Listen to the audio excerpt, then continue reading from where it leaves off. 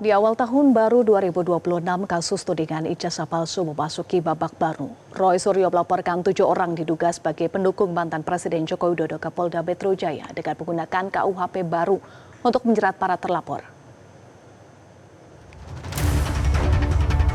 Kasus ijazah mantan Presiden RI Joko Widodo masih berlanjut dan memasuki babak baru.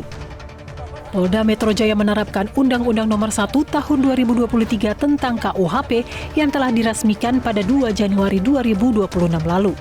Salah satunya diterapkan terhadap tersangka kasus tudingan ijazah palsu Presiden ke-7 Joko Widodo, Roy Suryo CS.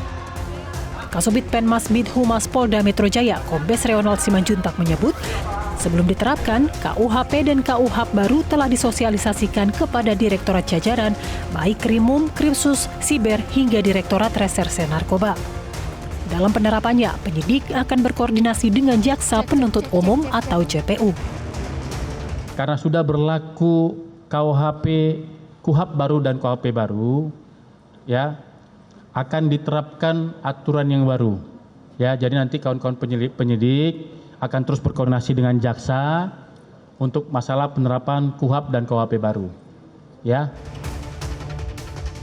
Sementara itu, pakar telematika Roy Suryo melaporkan 7 orang diduga sebagai pendukung mantan Presiden Jokowi ke Polda Metro Jaya.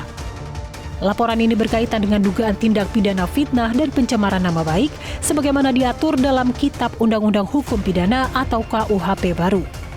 Kuasa hukum Roy Suryo, Abdul Ghafur Sangaji mengatakan laporan tersebut merupakan respons atas laporan yang sebelumnya dibuat Jokowi pada 30 April 2025 terkait dugaan pencemaran nama baik dalam polemik ijazah.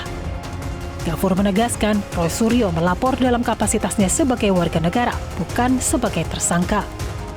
Hari ini di tahun baru kita masuk babak baru, ya, yaitu Mas Roy menjadi pelapor terhadap 7 orang yang kami duga itu adalah pendukung Pak Joko Widodo, ya. Dan yang dilaporkan oleh Mas Roy dalam konteks bukan karena merasa diserang atau bukan karena dalam konteks tuduhan ijazah palsu dia yang kemudian sudah naik dalam tahap LP Pak Joko Widodo, bukan itu konteksnya. Konteksnya adalah selama ini Mas Roy dituduh, ya, secara luar biasa, difitnah secara luar biasa terkait dengan kedudukan Mas Roy sebagai seorang warga negara yang harkat dan martabatnya dilindungi oleh konstitusi, dilindungi oleh semua kaidah-kaidah hukum pidana internasional.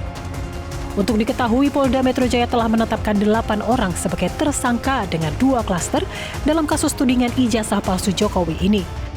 Klaster pertama terkait tuduhan bahwa Roy Suryo memiliki ijazah palsu dan klaster kedua terkait tuduhan keterlibatan Roy Suryo dalam kasus korupsi proyek Hambalang. Tim Liputan Metro TV. Jelajahi cara baru mendapatkan informasi. Download Metro TV Extend sekarang.